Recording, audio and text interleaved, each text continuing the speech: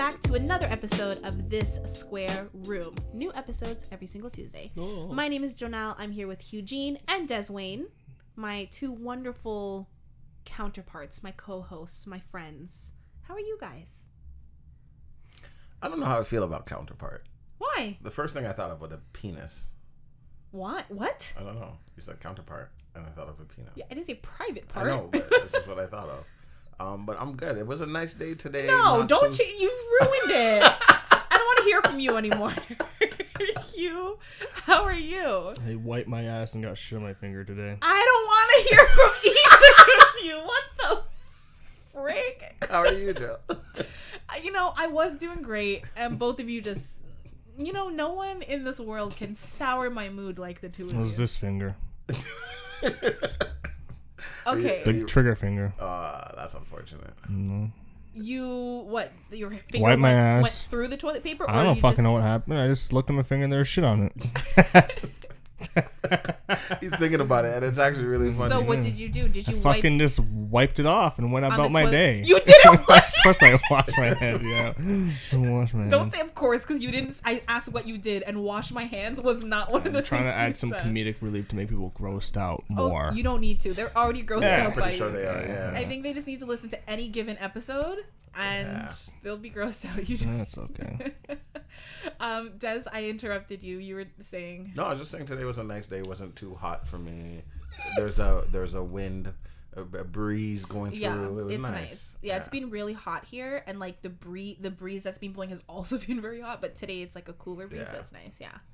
I don't know if you guys ever did it or have friends who have done this, but I will never forget the awkward times, being younger. I mean, even now, like, men do it where, like, a guy would call or text and be like, oh, what are you wearing?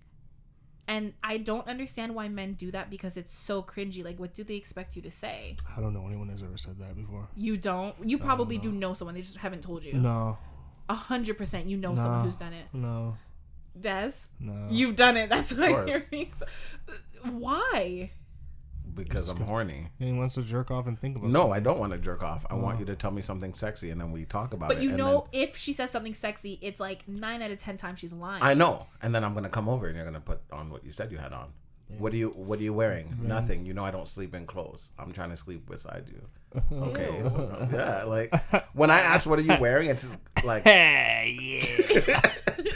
I ask what you're wearing, I don't care what you're wearing. I'm not a fan of lingerie. What are you wearing? I'm wearing a hijab. Oh. Ew. I don't know where that came from. You cannot sexualize You want to see garment. some ankle? Oh, Hugh-Gene. but Hugh, no. It's because I was hanging out with some friends this weekend, man. Friends is what? I don't know where that came from, but yeah, no. There's people who do it because they want you to get into. Oh yeah, what does it look like? Like they're trying to masturbate and picture it. Weird. But for the most part, most guys actually don't care. It's just a conversation starter. No, to tell it's you that creepy. I'm horny. You know what else is gross? When someone's like, oh, what are you doing? And you're like, oh, I just got out of the shower, or I'm about to take a shower, and you're like, oh, you can let me join you. Like, sir, no, leave me alone. I always just say perfect timing. Or if they're like, you naked. I mean, it's still better. They're like, oh, is there room for me? Or like, oh, you're gonna shower without me? Like, yes, bitch, I shower every day of my life without you. You live like a half an hour away from me. What the fuck do you think I'm gonna wait? Like, sir, I don't even know you. Am I gonna wait for you? You want to take a shower with me? Have the police waiting at the door. You want to exfoliate my back? Like I have one friend that what the hell? She's like, every time I call her, it's either she's about to go in the shower or she's getting out the shower. She's like, I don't know if you have a camera somewhere, but every time you call me, I'm always wet. That was a good one. Yeah. So you've never said anything cringy like that, Hugh? I have too much anxiety for that shit. Yeah, I believe that. I believe that. Even now, I would. He'll type it and be like, no. I don't even type it. You wouldn't even type it. I'd think about it now. I'm like, yeah, like back in the day, I would have too much anxiety to some shit like that. But like now, I wouldn't even say that because now you'd recognize that it's cringy. Not even just that. I'll just go over there. What are you wearing? Hi. I'm wearing underwear. Woo! Like, but it's always like, I don't know. And like the thing is, I feel like it primarily is younger guys. Like I remember being like in high school. Yeah, because they're trying to get some nana. But like 9 times out of 10, like I'm wearing like sweatpants. They're like, let me see that camel toe. What? Sweatpants? Sweats are loose. Oh, There's true. no camel toe. Let me see that moose knuckle. I think a lot of Fuck you. I think a lot of this stuff comes from like movies, because like let's say husband's at work, his wife's at home, he'll text her like, "What are you wearing, baby?" And she'll be like, "Your favorite robe," and he'd be like, "I'm coming home now." You see these things and you're like, honey. That's so stupid because men always tell women like, what you see in movies, like you can't like expect that from me type of thing. If you see that in porno, just show me and I'll do what I can. But like y'all see a movie and you're like, oh, she's probably at home just lounging in a robe, sexy clothes with no panties on, waiting for me to call and be like, what are you wearing? Like, ew. Like, oh gosh, I can't believe you did that. Actually, I can't believe you did that. Yeah, definitely. The shower thing is better though. No, because I believe showers is privacy. Anything in the bathroom is your private time. Don't do that. Oh right, we did have a conversation. Yeah. You know, you like people brushing their teeth with the door don't look at me, weirdo. Hugh, you and I had this. Are you okay? Yeah, I'm just reflecting my watch on the door. Because I just looked at him and he looked like blank, but also content. Normally his blank stare is like miserable. That's what I like about myself. Little things entertain me. And this is fun. So you're simple is what you're saying. Yeah, I love being simple. But no, I don't know if you remember this. Before Des was a co-host, we what, is that a bad thing? No, he doesn't even know where that came from. I promise. Remember, I fucking got shit on my finger this morning. I don't know anything now. It came out of nowhere. Yeah, it just came out of nowhere. I was like, oh, okay, a little tan there. Tan? Yeah. I'm not going to ask any further questions. No, we had this conversation about people being in the shower and if they wash their legs and feet. Do you recall this at all? Yes. Wow. No, once we walk out of this door, I was. You were not. I was here. No, you were not. Mm-hmm. No, you were not. Was this is not the episode that we talked about people just letting the water run down? The soap and the water? We talked about it. You were not. I think you just. Are you sure I wasn't on that episode? No, you just listened to it. No way. Des, I'm like 90% sure that you weren't on it. Yeah, I don't know. And he doesn't even remember. Either way, I've been. Well, I think at the time it was a conversation. It was around like Taylor Swift, if I remember. She had said something. I'm not gonna like say that she said she doesn't wash her legs, but it was something along those lines. So Hugh and I were talking about it. I mean, maybe Des was. I don't know. It was for sure before you were a host, though. Mm-hmm. But you were only on 2 episodes. Like we had 70 episodes before you joined, and you were on 2. So you feel like everything we talk about. Oh, I was on that one. Just because you listen at home and you feel like you're a part of it, which is what we want our listeners to feel. But you're also insane. So, no, but like.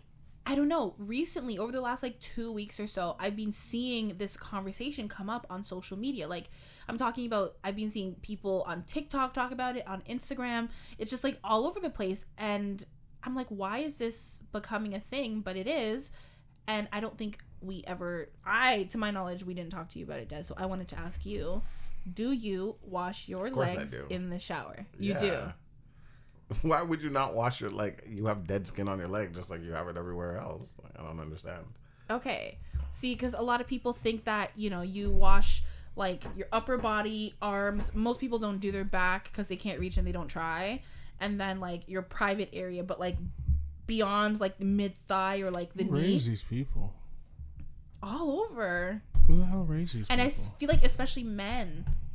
Like, men are like, oh, you just let the water run down and that's good enough. Well, that doesn't surprise me. We're gross. I'm fine with that. But still, like, I remember Christina P. She said for her whole life she didn't fully dry herself off. I don't. What the fuck is wrong with you? Oh, I'm just You're lazy. Just damp? I'm just lazy. Yeah. I take the towel, quick, and that's it. Would you put clothes on? Yeah. But clothes are also hard to put on when you're damp. And I'm struggling doing it. I will say it is, there is benefit to being slightly damp and then putting like a moisturizer on. It helps lock in the moisture into your skin. That's too much work. But You see what, too much work. The lotion part, I already wiped my whole body. I don't need to do it again. Thing, I'll just do my face. I'll do the important parts, my face and my elbows. arms. That's it. And maybe my leg. Depends. And there's that lotion that you are supposed to use in the shower, so it's like when you're still damp, because again, it helps to lock in the water. I'm good, man. I'm a guy. I don't gotta worry about that shit. But like, if I'm not putting anything on my body, like I'm not just gonna be damp in clothes. Yeah, that's me. That's just lazy. Yeah, like even my hair, like I don't tie my hair up sometimes, and the ends of my hair are wet, and I'm just flashing it. Oh my god, your hair's wet. Yeah, it is. Shut up. Like, you know I don't dry myself off. That's bald gang, man. Bald, you don't gotta worry about that when you're bald. I mean, the beads of water can still hit your scalp. You don't have to worry about anything when you're bald. The part that is so disturbing to me is the fact that I don't know, like people just feel like the soap scum and like a residue. Do they do their feet? And no, they don't. Ugh. Basically anything from like the knee down, it's just like the water runoff. Certainly not underneath their feet. Well, it's a lot of work. But I feel like your legs probably get dirtier than your arms. I care to say, or I dare to say. I wouldn't know. Because think about it, right? If you're in the summer, you're wearing a t-shirt and you're wearing shorts, but you're walking around, you're walking like through a park. There's dirt, there's dust, like that, flies up. You see your arms get dirtier than your? No, I said I feel like your legs will get dirtier. Obviously, if you're wearing long pants, but like if your arms and your legs are exposed, I feel like your legs are probably dirtier. You sit on like a bench, like your legs get dirtier than your arms. Once the shower turns on, it's brown coming off me. Not a brown today. If it's today, what's going on with me? Why was it? Oh, because of the poop. Because of the poop. Doo-doo finger. No, I thought you were saying that you showered and it was brown today, and I was gonna say, why would that happen? Because I'm a dirty boy. But you didn't work today because it's a holiday. I'm still a dirty boy. I wouldn't be so proud of that. Micro dirty jobs. So it's established. This square room, we wash your legs, right? Yes. Well, yeah, I guess so. What does that mean? It means whatever you want, kids. That's the fun. You don't wash your legs all the time. I wash my legs. Not all the time, because I'm pretty sure the last time we talked about it, you admitted you think it is kind of gross, but you're like, I might not do it all the time. I don't remember. I feel like I wash my legs all the time. But you remember which finger in the process of? Yeah, that was this morning. This washing leg conversation was like years ago. No, I'm asking about how you shower. No, I wash my whole body. Okay. I just can't get the middle of my back because I'm not that flexible. You could get a back scrubber. Yeah, that costs money. It's like super cheap though. Yeah. You can get one for like $5. Yeah, that's food. No, it's By the way, speaking of legs, you remember how I showed you guys the bottom of my foot before in the cut I had, right? It's now moved to the top of my foot. You gotta go to the doctor, man. A cut doesn't move. You just develop a new one. So what happened was I kept like picking at it. So now it was at the side of my foot. I'm like, okay, let me just rip this off so it can heal better.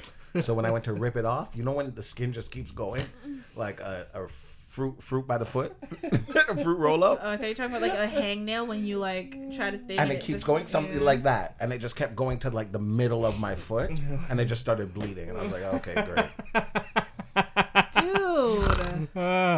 So my whole life sucks. You need to have your feet blessed in like holy water. Amputated. Let's go to like an Orthodox church, have them wash your feet for you. Something, set it on fire. Sorry, I have a question. Mm-hmm. Would you guys rather be, and you have to choose one? Okay. You're stepping on Hugh's territory. Sorry, would you rather? Somebody asked on the weekend, and everybody disagreed with me. Would you rather be blind or deaf? Deaf. Okay, Hugh. Like right now, not like back then, like now. Yeah, I'd rather be deaf. What do you mean back then? No, like from your born. I'm already. Yeah, I'd rather be deaf. There's a lot of voices I could care about. I said blind. Yeah, I want to see stuff. I still want to see boobs and stuff. No, you ask a lot of deaf people, like they still live very normal lives. You can drive, you can, No, I believe that. I don't want to drive. I need to hear the shit people are saying. Yeah, that's the fun part. That's the thing. You're a very visual person. Who, me? Yeah. I can't see shit anymore, so I don't even care. So that's why you choose that. Yeah, like I wouldn't be able to listen to music, and music is so much to me. Like I don't know, I couldn't. Yeah. No, and they then do listen to music. You feel the beat. Beethoven, man. I don't want to feel the beat. Yeah, even Beethoven did, man. He's just like, I'm deaf, I can't hear anything. The beat is the most important part. When that bass hits, I hear everything. And you have a reason to blast your music, and people can't get mad. I want to hear everyone tell me they love me. I don't want to see them sign it to me or try to. A lot of deaf people or hearing impaired people can hear some things, especially if you get like deaf. a hearing aid Deaf. or cochlear implant. No, deaf. Deaf Jam. Deaf. Fight for New York. Yeah, Vendetta. Yeah, I would choose. All I hear is the voice. You're saying that most of the people. Everyone was like, at first, a couple people were like blind, but then they were talking about it. They're like, no, like deaf. I don't trust people. I'm like, yeah, I trust people. Maybe that's my problem. Oh, true. I don't trust people enough. Yeah, I could be like a cool. And I'm a picky eater if I can't see what I'm eating. Samurai master. I can feel the vibration because I can't hear You're anything. So stupid. So I can just He's so stupid. I feel like that's what he would imagine himself to be, but he would have the slowest reflexes. The slowest. Wouldn't hear like, anyone. He was deaf, so I'm like, yeah. They're gonna diagnose him with Tourette's if you were to too. go deaf now, you would still be able to speak. No, I'm like, yeah. No, you can still talk. I thought deaf people can't don't talk. That's because they're born deaf their whole life. Yeah, or if from their children. Right. If someone goes deaf in their now adulthood, you can still talk. You'll speak. just be yelling. You'll sound like the guy from Sticking Around. No, you not that. First of all, Hugh's like that already. How's that any different? Whether he's deaf or not, Yeah. he already just yells and screams. screams. Don't do it. Don't do it. Don't do it. I know you want to. How many groups of people can you offend in one episode? I feel like we're at 3 now. Yeah, we are. Let's stop it there. Can't hear. Why does it matter? Hugh-Gene. It's a sign language podcast. Well, I do want to have it, closed caption. Hugh, don't. You sure you're gonna have you're gonna have these jokes closed caption? Not this episode. I got poop on my finger. Hugh-Gene. Des, get your friend, please. I said get your friend. This is an all-inclusive podcast. We accept everyone of every type. We do. I feel like you think of like all-inclusive as like everyone is fair game to roast. Yes. And I don't know if that's the case. I don't think that should be the case. Oh, it should be. I feel like to a certain extent, everyone's fair game. It's like, no, to a certain extent. But like, oh God. Okay, let me ask you guys a question. Do you believe that your inner fantasy is probably like the opposite of what you are in real life? No. Example being like, the way businessmen with lots of power tend to love to be treated like dirt and like financially dominated and stuff. Well, I shouldn't say tend to, because I'm sure there's a businessman out there who's like, I don't like that. But you know what I mean? That like juxtaposition of what you are in real life versus what your fantasy is. Like your sexual fantasy. Or like just fantasy, because the only fantasy I have are sexual. Yes, sexual fantasy, but I'm not only limiting it to that. Yeah. No. Yes. Fine. Since we're not limiting to that, yes. Because I always tell everybody, if I was rich, I would be such an asshole. I'm slapping people with my money. Don't speak to me. You're not rich enough to speak to me. Like, I would be that guy that nobody wants to talk to. Why? Rich. Because that's the opposite of me. No, but first of all, you couldn't be like that, because then nobody would do business deals with you and you wouldn't be able to continue to make money. I'm rich. We'll find out. I'm rich, bitch. I'm Rich James, bitch. I'm walking past somebody. Oh my God. Shut up. $100. I need you to give me money. $100 isn't going to hurt. Be here. No. In ones, of course it will hurt. We're in Canada. We don't have ones. But You're if going to hit them with a bag of loonies? Yeah. Could you imagine? Just make them nickels. A sock full of coins. Just like, David. So, what about you? What? Is my fantasy opposite to what I am? Yeah. Not really, I guess. I don't know. How would you describe yourself? I don't know. I was just going to say as a person. That's not person. No, as a freaking animal. How would I describe myself? Yeah. I'm a person that, I don't know. I'm very simple. Oh my God, and you had Tinder? and I was successful. What did you write? I told you I was. I got straight to the He point. was just like, "Hey, we matched. Let's go for coffee." When I did the whole No. What did you write in the like about in your me? bio? my bio, the only black dude you'll see in the forest. Oh my God. Worked. Oh, with all races, sweet it worked. Baby, Jesus. And mostly matched with the blacks. Really? Yes, my dating history is actually mostly black. I know that probably might be like, whoa, what, Hugh-Gene, what? No, it's mostly neeks. gross. This is mostly my fellow Negroes. No, it's mostly that. Wait, get Hey, your friend. you implanted that shit when what you said about Billy last week. Like shit. Billy? Yeah. You don't remember the Billy thing? No. When he said Billy and you called him that. I thought you don't remember anything. From... Well, I remember that. Yeah, he What? enjoyed that. I don't Called remember. Billy a little N-word. Yeah, the show. Yeah, I was like, Jesus. I thought about that the other day. I was just like, God damn. Billy. It was what was that show? Billy. No. I don't know. Lil Bill. Yeah, Lil Bill. Fuck, man. God. I forgot you said that. No, with Tinder, when I was... You said something similar about someone's story with that little dog, the little chihuahua. Mm-hmm. You do you remember that? Yeah. It was like, would you adopt little N-word? No, with Tinder, when I try to do the more traditional, like, hey, girl, how you doing type of shit, I was actually not very successful. But when I actually was just more straight to the point, I was more successful. Okay, so since, I said it, I open it up to all aspects. What about your sexual fantasy? Do you feel like your sexual fantasies are different than how you are on a regular day-to-day basis? We'll start with you, Des. Yes, 100%. Yeah. Do you care to... All right, first. Okay. Not too much detail, but All go right, ahead. first, Yeah. Well, first, how would you describe yourself, and then tell us how, like, the juxtaposition. I don't know. I feel like I'm very calm. I don't really react to a lot of things. I feel like I'm on a dating thing. Tell us about yourself. Tell us about yourself. I don't know. You are chill, but you are very extra. Like you can, you have very your dramatic, moments where you're, very. yeah. But my sexual fantasy is like just me, multiple women, 2, 3. Hey, there's no limit, right? And them just, them doing each other and just involve me. You don't have to focus on me.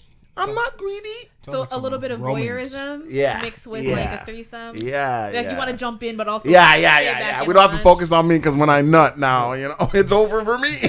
So please back up a little bit. Oh, so you don't want the focus because you don't want to nut too early and then it's over. Do you know? Oh my god. So you want them to do their own thing so that you can prolong. So that's still kind of selfish. So you're not really a voyeur. No. It's more so to preserve yourself. It's not because you only want to watch. Oh, I do want to watch, but would you have a threesome with your girlfriend, knowing that she's getting more of the attention? Like, would you be like, fuck yeah, essentially like a, would you call it a cuck, right? Like with another guy? Like, yeah. Another guy, and she's getting, you're kind of a cuck. Right. If you're is that if you're watching her getting fucked, you're a cuck. Okay. I couldn't do it. I have too much pride. When I was 14, too territorial. I was. You're a cuck. I guess you can say dating this girl. When you were 14, you were a cuck. And we brought up the idea of a threesome. You're 14. What? Mind your business, Hugh. and Hugh looks so stressed right now. He's rubbing his head. She agreed to it. Whatever. How old was she? 16, 17. Niggas, man. So then me, her, and my friend, like, we went in the basement and we're doing whatever. And at one point I just got up. Oh, no, we had gone to an argument mid-sex, like me and her. She said there's something she didn't want to do to the other guy, and I'm like, okay, so then like beforehand, I'm like, don't do it then. But she ended up doing it, and she was like, kind of like grabbing me, like trying to tell her to stop. I'm like, you're doing it. What do you like? Tell me to stop sucking his dick. That's exactly what it was, and I was like, she wanted you to take control. She wanted me to be like, no, like she can't do that to you. But like, you're in control of your own body. If you don't want to do it to him, don't do it to him. But I think what she wanted to But he wasn't forcing her or anything. I think she wanted to be dominated, I guess. Well, no, because then she would like that. Isn't that what, huh? So she was on top of me, yes, and then he stands beside her, and she's like, fiddling his diddle. Yeah, and then like, he kind of puts it to her face, and she hesitated, but then she did it. And I was just like, oh. Like, okay, I thought you said you weren't going to. So she keeps doing it, and then she like gets off of me, and then like she goes over to him, and then like I go behind her to go in doggy style because he's laying down, and she like pushes me away, like no, like because she's mad at me now, and I'm just like okay. So I went upstairs, washed my hand, grabbed a bag of chips. I went downstairs and I sat there and I watched them do their do. You were 14? And then that didn't last long. And then she like came over to me and she's like, Des, please, I need more. And I'm like, no, you pushed me away. No, get out of here. You probably did it with that high voice too because you were so friggin' young. Yeah, and I'm so petty. Yeah. No. No, I just meant because you were a child. You probably didn't hit puberty yet. So, yeah, no, I definitely would. And what kind of chips they were? Ketchup. I love ketchup chips. You know, I'm not a huge fan. Because you gotta lick your finger. You have to. And you know, I actually like ketchup chips, but you really I don't the feel like person they who's taste like real traumatized by ketchup. ketchup, they don't. They taste too. Exactly. They're more vinegary. Yeah. I do like salt and vinegar. Though. I love rubbing my fingers together, so the ketchup goes on my fingers, and my fingers are like bloodshot right after. I love eating like Doritos or like Cheetos, and then the dust that's left on your fingers. I don't like the dust. You don't like the dust? I suck it off. I like leaving the dust till the very end, and you just. Yeah, that's what I do with the ketchup. Animals. Okay, so Hugh, what about you? Nope. You feel like your sexual fantasies are kind of on par with your regular fantasy? I feel like mine. In the woods? I feel like.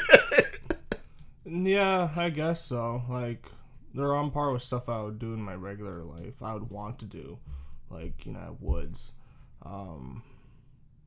Yeah, just public shit mostly. What'd you say? Public. Oh, public. Like for me, it's mostly. I honestly thought you said butt plug shit. No, not butt plug stuff. No. Oh my god, fucking in the forest is like the scariest thing ever. That's the fun part. No, only because like you can't Mosquitoes? you can't lean against anything. There's trees. 'Cause buggies. Yeah, you bark in your back. Hey, deal with it. No. And then your bark pointing Hey, your butthole. you gotta think about it. You gotta like. He was like, I've had worse in my butthole. Or worse coming out of it, I should say. Yeah, I don't know. Like forest, beach. Everyone tells me the beach is overrated.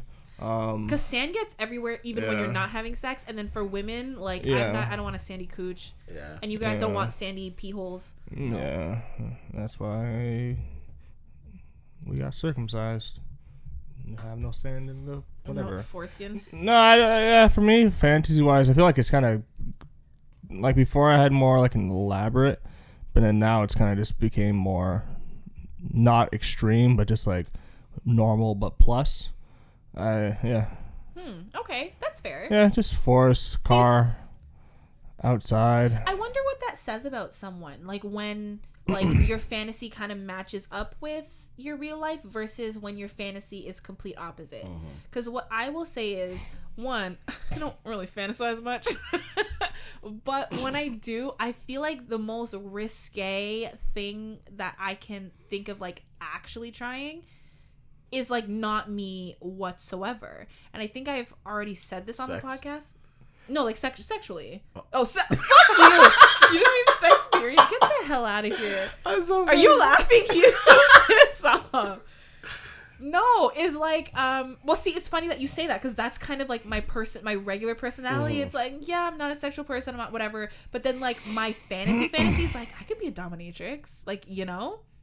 No. You don't think so? I totally could. Yeah, no. I think I could. Well, okay, here's the thing. No, maybe I can't. Part of me feels like I could, but then like my regular day-to-day, I'm like, I can't do it and be serious. Like, you know, when they have to like give orders and like be completely serious and like just degrade people, I would just laugh. Like, I don't think I could take it seriously. But then parts of me think I could. So it's just like, mine is not at all who I am. I had a sex fantasy the other day. I was listening to fucking Frank Sinatra and I'm sorry, what? You don't know Frank Sinatra? No, of course, yeah, but He has a romantic music. Yeah, romantic. That wasn't Frank. This is a song. It's a good song. It's like Frank and Nancy Pelosi. No, the song's called Something Stupid by Frank Sinatra. It's called Something Stupid? Yeah, and it's like the typical, like, you're driving around the north of Italy or the south of France and that song's playing. I had just a fantasy of fucking being in, like, the south of France in, like, some old-ass house, drinking wine, and then banging someone over the balcony. You know, with like the fucking balcony sex. like the vineyard there, and fucking that song playing. You know, and yeah. I don't think you do the song justice, but what you're saying that's something that you're into? Yeah, balcony. You said that so loud. Public, Yeah. But a balcony is like public but private. It's like no, I wouldn't care if people were. They'd be like, yeah, woo. You know, it's like you see what I'm doing? I'm doing that. Yeah. Ew. Yeah, I think that's actually the first place I had sex when I moved into the apartment. Oh, I thought you meant like period. Like No, you lost your no. virginity on a balcony. Outside is Yeah. where you lost your virginity? Yeah. It's crazy. Things happen. It's crazy. But yeah, I don't know. I feel like you hear a lot of the like, oh, you know, your fantasies are kind of opposite, or at least different from how you are, because it's like you're untapped, like Yeah, I can understand. you that. know. But I feel like yours isn't that opposite. Mine's not, of because you. I've done everything that I wanted to do pretty much. Right, because like what you're describing as your fantasy, you just told us you did it at 14, Exactly. basically. Yeah, So yeah. what is your fantasy that you haven't done? I don't have one. I want to get beat up. I don't want to get beat up. That's actually crazy. I don't That have there's one. nothing that you can fantasize about that you haven't already done. Got my ass eaten. Had threesomes. Maybe the butt plug thing is next for you, or you should get pegged. No, and they have these things that are like they're thin. They're for the male prostate. No. Yeah. No. Hey, I've heard. I don't have a prostate. Well, I guess we do, but it's different. Whatever. But I heard that it's really good, and when a man has like a prostate orgasm, I talked it's about like, this. Yeah, the pee spot. I was getting head, and this girl was like, it was so sloppy. It was great. And like, oh, stop! Oh my god, it sounded just like that. And she like took her fingers. She was like massaging my butthole, and I took my foot and I pushed her hand away. Like, don't you do that? Don't you tickle my butthole? Yeah. I don't. I'm not ready for that yet. Yeah, I don't like the butt stuff. yeah, but I feel like, but you don't know because you haven't actually Yeah, done it. well, right now I don't like the butt stuff. But we're saying there's not much else that you have left to do. So not at all. maybe tonight, like when you when you're like sleeping, you'll have a dream of getting like fucked in the ass because we put it in your head. I'm just saying. No. By like a woman, she can peg you. No. What? No. You might like it. I've watched these pornos. No. You might like it. No, they have like, I'm not saying like take a friggin' No. dildo and sit I know on they it. have the little. No. Yeah. No. Just like the version of like a bullet, but for a guy. No. Anyways, this is the portion of the podcast where we answer a viewer submitted question or questions. It's from Mikey. We do have one from Mikey, yes. But if you are listening and you have a question or a story or just something that you want to write in, if you want to be a part of the podcast, you can do so by going to thissquareroom.com/ask. There's a little form there. You fill it out. You can be anonymous if you so choose, but we definitely would love to hear from you. So, yes, as Hugh already said, because you were looking at my phone. No, you told me this week. Oh. Well, we have two, but the first one is from Mikey. He says, hey guys, I only have one tiny question to ask, but I also have a dare specifically for Mr. Desi D18. Oh, god damn it. First of all, look at that shameless plug he did right there for you. He said, so whether it be a family member, friend, relationship, partner, etc., how do you let that person go? I don't have a specific scenario for this question, so if you guys want to come up with one, by all means, go ahead. I'm going to pause it there, and I'm going to throw it to Hugh. Oh, yay. Just let go. There's a bridge. Just let him go. If you love me, let me. Specifically for what? Not specific. He said just someone close to you. Yeah, so he said whether it's, a family member, a friend, a relationship, like in any situation. He said if you want to make up a scenario.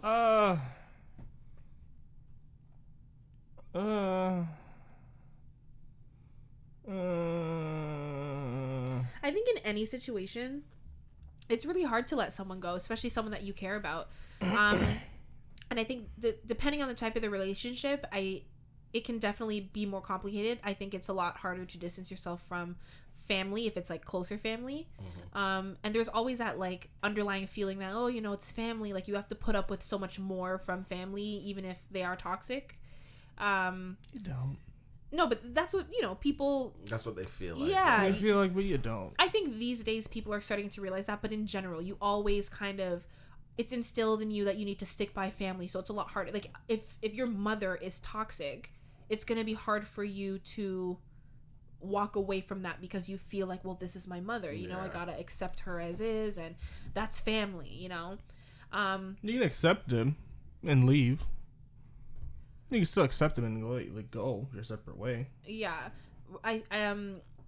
Relationships are hard because, you know, the heart is involved, and, you know, it's always hard to walk away from someone that you love, someone that you envisioned a future with, and like heartbreak just sucks. And honestly, the same, like I've had, I guess you can call them like friend breakups, like when you drift apart from a friend and you have like a friend that you love but you realize is toxic and you have to let them go for your own peace. But it's hard. It's almost honestly like a breakup. I think friend breakups are the harder. It depends on the type of relationship, but yeah, friend breakups are so hard because it's a different type of love, but like the love is so deep, especially when it's like, you know, this person is like a sibling or like a sister. Family. Yeah, like you said, pretty much family, and it's. I think what I'm trying to say is, in any scenario, I think it's really hard to walk away. I don't think there's one clear method on how to. I think the best thing to do is to stay strong, and like if you choose to distance yourself, you have to kind of stick by it, whether that's a breakup, like you don't backslide, you don't call the person, you know, and same with friend, family, whoever it is. I think you have to kind of do a clean break, and you have to be strong. And I think one of the best things to do to, well, I don't know, for me, I think distracting your mind with good and healthy distractions is good, because the less time you think about that person, you know, before you know it, a week has gone by, then a month, then a year, and you're like, wow, like I'm actually out here living and I'm not constantly thinking about this person. And when they do cross your mind, you know, you'll remember them fondly, but you'll be like, I'm okay, and like, you know, that person was good for that moment in my life, but I've moved on. So distracting yourself with new friends, new hobbies, your work, if your work is something you're passionate about. So that's my answer: staying strong and distracting yourself with healthy, positive distractions. Hugh? I thought you were gonna go. Well, you didn't actually. I jumped in because you were thinking. I guess. Take as whatever the situation is. I don't know. Take accountability for it. Think about how you may have enabled some of the behavior, or you may have ignored some things that you should have paid attention to, or see where you failed to hold up boundaries or even set them up. Don't think about what you missed, think about what you just avoided for a long time. I guess it can go with like anything, like family, whatever. Yeah, I don't know. Think about what you avoid. Can I just say, I think that's a really good point, Hugh. I like that, because a lot of people, like we said, with your family, because it's your mother or because it's your sister, you put up with things that are toxic, but you're like, oh, it's family. In a relationship, you're so blinded by love that you put up with certain things. In a friendship, when you really can like take a step back and look, you're like, well, this person actually isn't a good friend, like, or it's one-sided and they've been doing things that only benefit them and not me, but you can't see it in the moment. So taking the time to like reflect, see it, but you ignore it. Well, yeah, you ignore the red flags, and red flags can be in any relationship. And I think it is important to look back and, one, take accountability, like Hugh said, because it's like, well, I'm ignoring red flags, so let me acknowledge my part in this. You know, I'm distancing myself from it for my own good, but like acknowledging what you did do or failed to do can help you in future relationships not to make the same mistakes. And then it's also like, you know, maybe you were part of the reason it was toxic. You know, sometimes two people can be good individually but not good together, and I mean that in any, you know, friendship, family, whatever, like any type of relationship.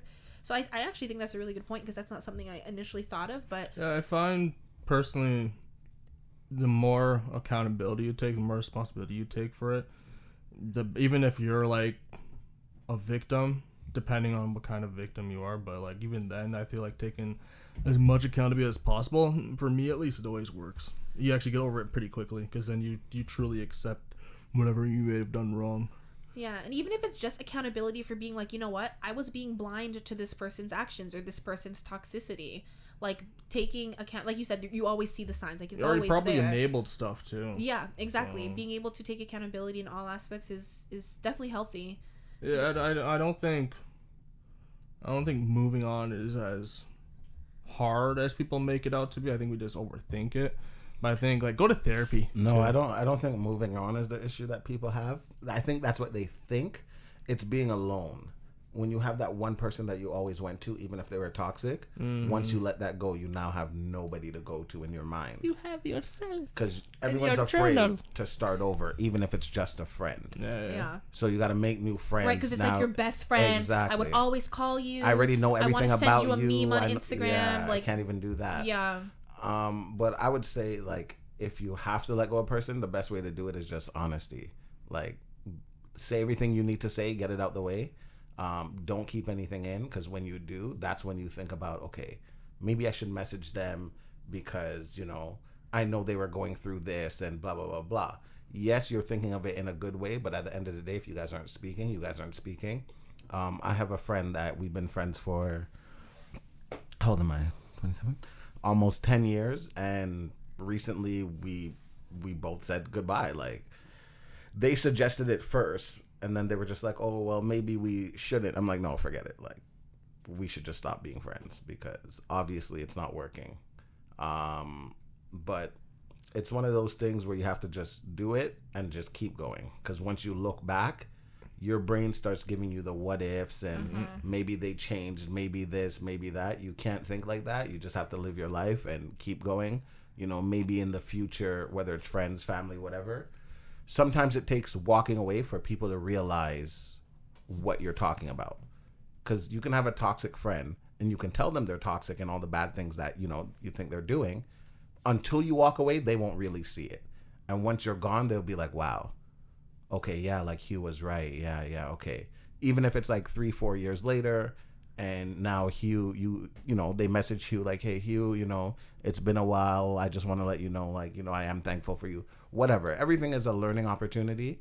And like I said in a previous podcast, like even with my ex, like it took us breaking up for me to understand that I'm a pretty shitty boyfriend, but I'm a really good friend. And I had the two kind of mixed up. Like, yeah, I'm a great friend, so why could I not be a great boyfriend? But then that's not the reality of it. So that was you taking your accountability. Yeah. In this aspect, I need to do better. I'm not a good boyfriend. So when you do that, you do feel better, and that's when it becomes easier to move on.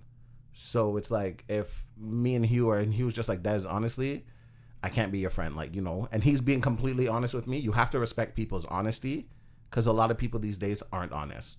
So when people are vulnerable and honest with you, you have to accept it for what it is. It is what it is, man. And it sucks. Yeah, you're going to feel alone, but you'll only be alone because you want to. Yeah, if you want to make friends, you can make friends. Yeah, you'd be good. You want to talk to someone, there's always people to talk to. Yeah, you're good. And that's what people are afraid of, being alone. You can't be afraid to be alone. Yeah, you're good. 100%, because both of you guys know I went through a situation where, like, I had a very close friend and, like, you know, loved this girl like a sister, and there was no falling out. It was just a lot of small things built up and drifting apart. And even within the friend group, I wasn't with the, like, cattiness and whatever, but you know when you love a group of people, yeah, you're just like, I don't like certain things about this person or these people, but I love them, so let me try to make it work. And it got to the point when, like, I was having a lot of anxiety, like, being around this group and everything, so I brought it to them, because, you know, I'm not someone who's just gonna be like, oh, I want to give up on this friendship, especially if you've known people for years and years and years. And I talked to the individual, I talked to the group. I felt like it was best to, like, if we're all a group and we all hang out, like, if I have an issue, let me bring it up in front of everyone. I didn't want anything to be misconstrued. When I tell you, like, the outpour was wonderful. Everyone's like, oh, we're sorry you feel this way, if our actions, blah, blah, blah. We never want you to feel this way. Like, it seemed like it was going to be a positive thing. But then I realized like the cattiness continued, not with everyone, but with, you know, a couple of people in the group, like the cattiness continued. And with the one friend, it's like nothing in particular happened, but when I reach out to you and I tell you that like we're drifting apart and I love you and I don't like how things are and like whatever, and you're like, yeah, I love you too, and then like you don't call me, you don't text me, we don't message, it's like, okay, I get it. And although it's hard, it's just like, you know, you gotta let it go. And like Hugh said, I had to look at myself and be like, I've felt this way for years, and I've continued to enable it. So now that I want things to change, well, I've wanted things to change for a long time, but I never said it. And now that I want things to change and they're not changing, I mean, you can't blame anyone for not acting the way you want them to act. You just kind of have to accept it. Like, hey, maybe this isn't the friendship I thought it is, or thought it was. Maybe you are not the friend I thought you were. Good at the moment in time where my life was like this. But it's also like, I enabled it for a long time, and like I had to take accountability and be like, if I, like you said, Des, like you feel alone because you're like, oh, this person or these people that I love so much are not giving me what I need out of this relationship. I feel like I have no one. But then it's like, I do have people.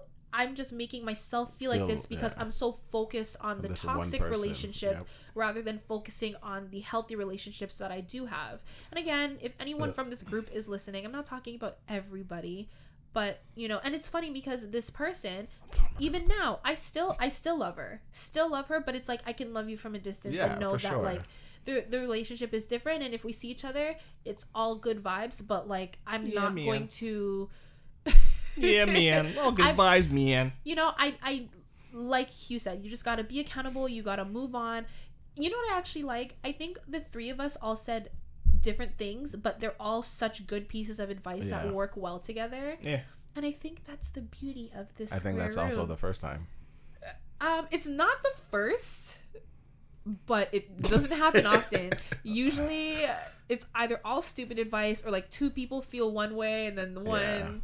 But you know, sometimes it is beneficial to write into us because we all have very different perspectives, but I think what all of us said collectively is the answer. Sometimes people are just in your life to teach you something. Yeah, I have a friend. I haven't talked to him for 7 years, and to this day, people still ask me about him, and I have nothing bad to say about him. I still love the guy. Yeah. And I know, like, people be like, "Oh, he said X, Y, and Z about you." I don't care what he said about me. It's not going to change how I feel about him, you know? It's like, it's all love, but we're not close. And that's just and what that's it is. what it is. Yeah. And that's fine. That can be okay. Bruce Lee said. I knew you were going to bring that up. Bruce Lee said, and I've been like studying Bruce Lee more often because the guy's a fucking dope philosopher. He said, pain will leave once it's done teaching you. Yeah. That's in that good old Mikey boy, too. Oh, you said that to Mikey? Yeah. Well, I screenshotted it because I loved it. Look at that. Bruce, look up more on Bruce. He has a book. What is it? Pain will leave you once it's done teaching. Send me that screenshot. I love it. It's a good teacher, It's true. I love pain. I love it. Oh, boy.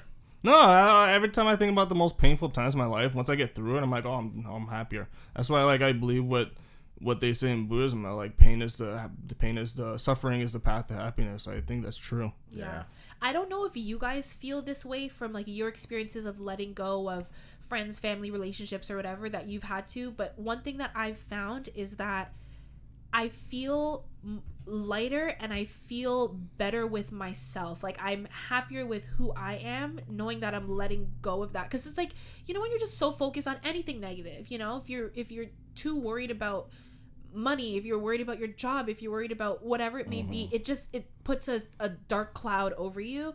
And I think when you can accept something and move on, like it's just like, you know, the sun coming out after the rain. It's like, oh wow, like doesn't mean everything is great. Life. No, it's like doesn't mean everything is great, but like I'm okay. Yeah, I'm fine. You know, it's like, oh shit, I'm actually pretty awesome. Like, you know, I don't know if you guys have had like similar experiences letting go of things, but there's like a weight when you are able to let go of something. You know, like even after a breakup, when like I know the feeling of like I've had situations where like I'm the one who has broken up with someone, but like you still feel like you still like mourn the relationship. Yeah, it's feel still kind of empty. Yeah, and it's like I said, at first maybe, you know, the first week it sucks, and maybe after a month it sucks a little less, but it still sucks a lot. And then like as you continue to live your life and those storm clouds move away, you're like, holy shit, like I'm okay and like everything is awesome. And then you can look back at that time of your life and enjoy it. A lot of people that I spoke to are like, oh, like I bet you wish you never hung out with these people, you never met these people. And I'm like, not at all. Like, these people were there for me at a time in my life. I had an amazing time, and like with some of them I'm gonna continue to have a great time, and some of them maybe this is where our journey ends. But it's like, I don't regret any of it, because you know, everything that you go through brings you to where you are and who you are. Sometimes people are in your life to teach you something. Yeah, what's the old quote? It's like, sometimes people are in your life for a time, a reason, or a season. So it's like, a season is like those short-term people who kind of come and go but leave a lasting effect. A time is like, you know, it may be like a longer period of time and then they're gone, and those are the ones that are very hard to let go of. But some people come into your life and it's to teach you something, and it may be something about life, it may be something about yourself, but either way you learn from it and you move forward. Beautiful. Sometimes a student, always a teacher. I mean, sometimes a... Oh boy, I fucked it up. I fucked it. Fuck. Oh, you had boy. one job. What's wrong with Jeez. Sometimes Nah, a you fucked it up teacher, already. always a student. So the rest of Mikey's question says, Oh, there's more. now for Dez's dare/homework. Lucky enough This guy's for getting your own fucking homework. He's Man. a- I'm not in school. I graduated.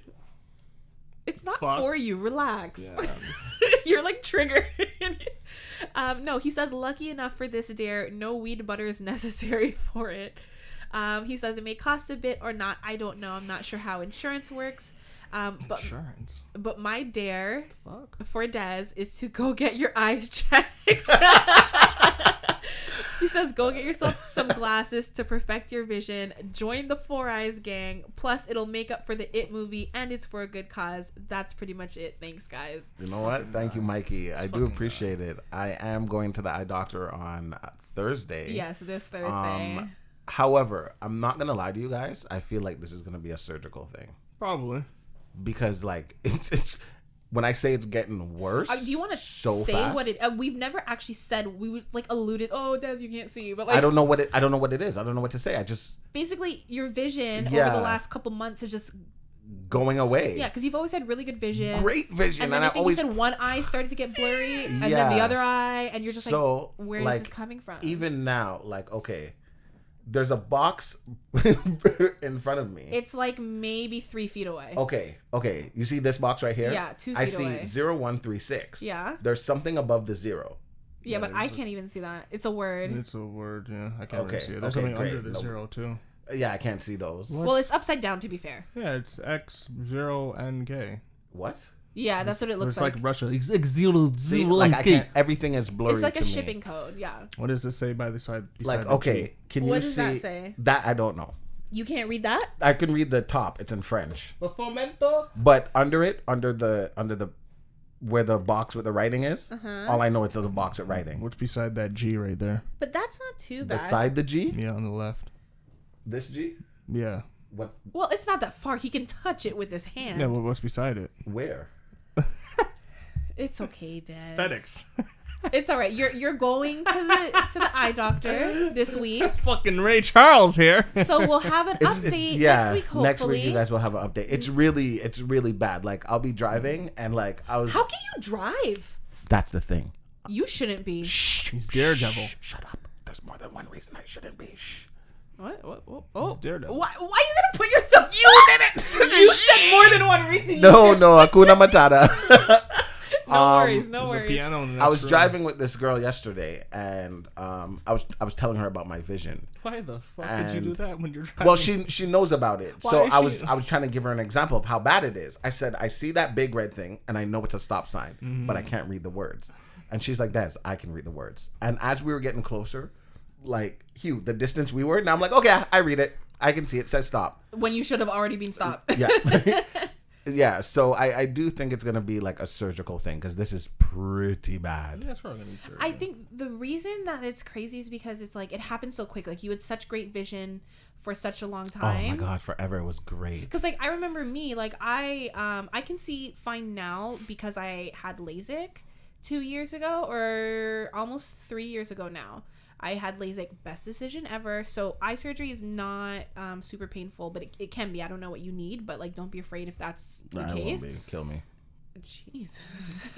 But I remember being younger, like for me it was just like all of a sudden like in school, like copying stuff off the board, like I had a harder time, or you know, stuff like that, and it was very gradual. And then I'm like, oh shit, can't really see the TV. But it was years like before, like I don't know, before I even needed glasses, and then I moved to contacts. But it was just like very gradual. So I think what's odd is that yours is pretty fast. Yeah, that's what she was saying. She was just like, this is like almost unheard of. But I think it's also irritated eyes, because you always rub your eyes so hard, you would think that like you're trying to rub one out, like you think it's your fucking dick. I feel like what Hugh said last week does make a lot of sense with like how close I hold the phone all the time.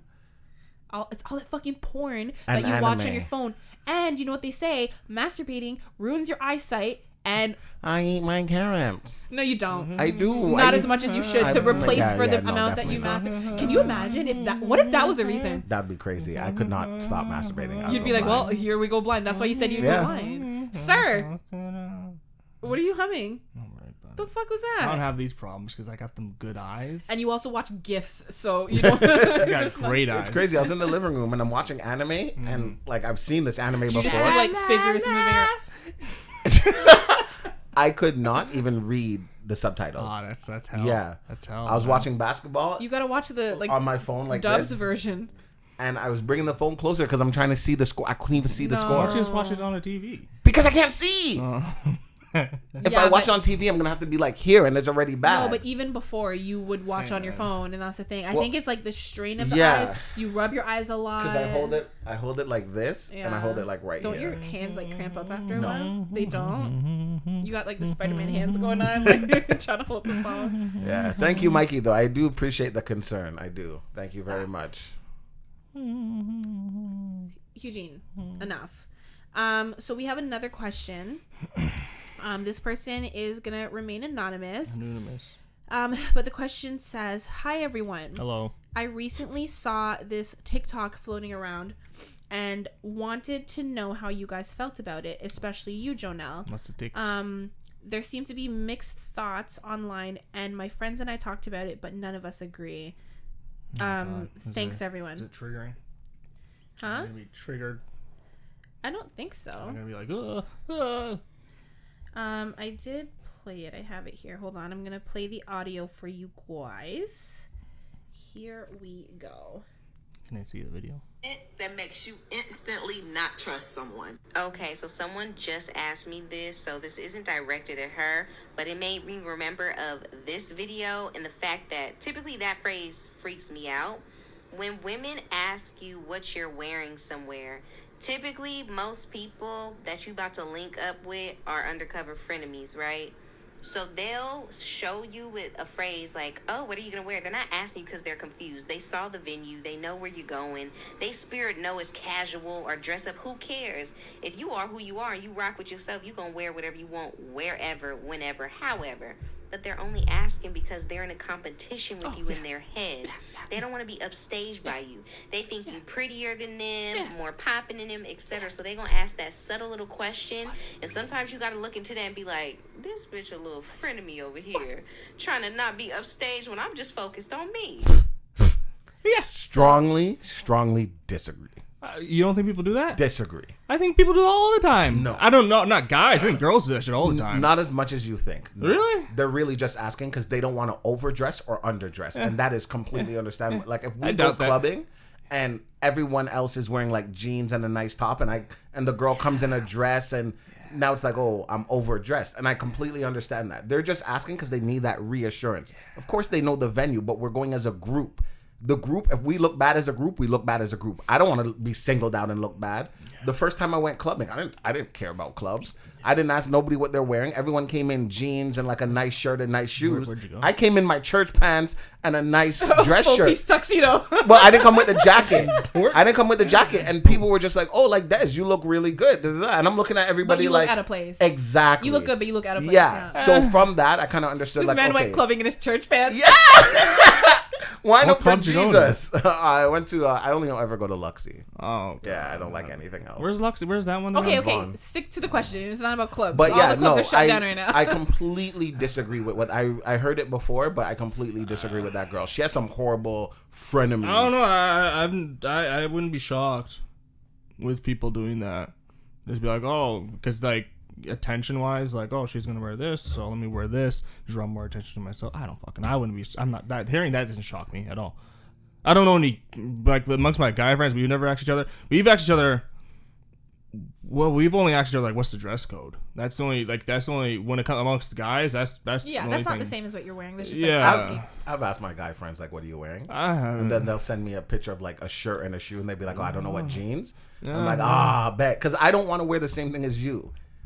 I've had times where like a girlfriend, like Lee has texted me like an outfit, like, oh, should I wear this or should I wear it with this top? And it's not anything competitive, and I'll be like, yeah, wear this one or this one looks good. Sometimes we're going out together, sometimes she's doing her own thing and she's just asking for advice.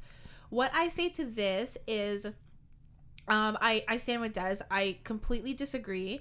Of course there are always people who have ulterior motives, but it is not the case with most people. When a woman asks one of her friends, hey, what are you wearing to this event, like Des said, you want to both look good, you want to look, you know, you want the group to match. Or like, for instance, I'll be like, hey, like, what are you wearing? And she's like, oh, I'm wearing jeans and a dressy top. I'm like, yeah, but are you wearing heels? Because like women, I don't want to be the only one wearing heels and everybody else is comfortable. Because when my ankles start to hurt, I want, like, we're all in it together, like a sisterhood, you know. Like, that's just being selfish. No, but that's what it is. It's just though. like, are we going comfortable or are we? Are we all gonna be? Because somebody will be like, I'm bringing heels, but I have my flats in my bag, and you're like, it's genius. not competition. It's like, I think it's both. I'm telling you, I think the person who hears, oh, what are you wearing? And thinks competition, they're the ones. Right. So this girl in the video, she's the one. She's that friend. Yeah, she honestly. is that friend, because it doesn't, 99% of women, that's not what crosses your mind. If you're asking a friend, what are you wearing? Or what are we wearing? Or what, I think it's 80-20. No, that's too much. I'm telling you, even the friend I was just talking about, the one who we're no longer friends with, if we were going somewhere and we knew that each other was going to be there and she asked me, what are you wearing? I would not think twice. I'd be like, hey, I'm wearing this. Because I think it's 80-20. Even all the girls that I know, for example, if I introduce them to Joe today and we're all going out, they'd be like, Des, can you call Joe and ask her what she's wearing? They don't know each other, but it's not like, oh, I gotta look better than her. I'd be like, shoot, I don't know. You tell me exactly, what you're wearing. And then they can figure it out. Me, I'm like, okay, that's the type of outfit I should wear. It's not about like, oh yeah, you're wearing that. Exactly. I'm gonna upstage you. Absolutely not. We're a squad. We're gonna look good together. I think it's 80-20. There are people like that. That's why I say 80-20. 80% is like, not as 20% is like, it's not as much as you think. Okay, I'll stick with 80-20. Anyways, that's my thoughts on it. I think that if anybody is being shady, it's the one who hears a friend say, hey, girl, what are you wearing? Yeah. And it's like, oh, really? You're trying to upstage me? I'm going to upstage you. Like, that's like... I'm trying to get the rapper. No, I'm trying to get the rapper. So I have a friend. You can both get the rapper. You can't. And she was telling me that... You think he's going to turn out the threesome?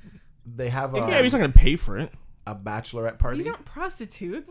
Yeah, sorry, not that far off. Go ahead. They were having a bachelorette party, and she was talking to the bride's sister. Bachelor party is a guy one, right? Bachelorette, yeah. Bachelorette, yeah. What did you say? They were having a bachelorette party. Bachelorette. So she was talking to the sister because they're planning the whole thing, and the sister's like, yeah, like, you know, even though they're not going anywhere, she's like, I want us to all dress like super sexy, like not slutty, but sexy slutty. But they're in the house together. It's all women. Slutty. So she's just like, oh yeah, blah blah. She sent the girl her outfit. Okay, great. And she's like, when she got there, everybody was fully clothed. Like, she was the only one that was like sexy slutty. And she was just like, what the hell? Bro, guys, what the fuck? My nipple's about to come out. Why is your nipple not about to come out, and dude? they were just like, oh, well, like, yeah, I kind of wasn't feeling it. So it's not like they were trying to make her feel bad or look bad. It's just like, maybe you're not feeling it, but they didn't let her know, like, yeah, we're not feeling it. People do that as a way to, like, haze or prank people. Like, in Mean Girls, when they were having the Halloween party, and they told Katie, like Lindsay Lohan's character, that it was a costume party, so she came in a dressed, costume. and everyone was, like, cute and sexy and whatever, but she looked like a friggin' beast. Yeah, so it's like, I don't think a lot of people, same thing Joe said, the women in this who were saying that, like, if you think like that, then you are that person. To any of my friends, guy or girl, because I may, like, Des, if we're going somewhere and I'm like, hey, what are you wearing? It's to match your vibe. I'm asking. That's me. Like, any girl I go out with, I need to know what you're wearing. Yeah. I don't care if you're wearing a dress or... I'm matching, color coordinated, all right? Like, I have a purple tie, you better have, like, a purple bag or something. Like, we got to do this. I've had moments where we're just going to a friend's house for, like, a wine night chill. And, like, we know it's all going to be casual, but it's like, oh, like, do we want to kind of dress cute so we can take pictures? Yeah, or are we wearing course. sweats? Like, is this a bummy night? What are you guys wearing? Because, like, if you want to be a bum, I can be a bum. Like, That's serious, eh? It is. No, the point is that it's not that serious. No, but this asking, I think that makes it a little bit serious if you're asking. No, but it's not about it's not serious enough to be in competition. I'm not saying for a competition. I'm just saying, like, this fact that you're asking, I think it's like, to me, that's serious. Yeah. And I but you guys know me. I like to be organized. What's going on? What's the time? What's the dress? Like, that's me. Yeah. So, yeah. I thought, like, before I would be like, yeah, it doesn't matter. I would say the same thing, like, it's not that serious. But since I started getting into, like, shoes and kind of matching, I understand it is that serious. Like, true, when you go with your friends, you match your outfits to them. Yeah, I don't know why I have to though.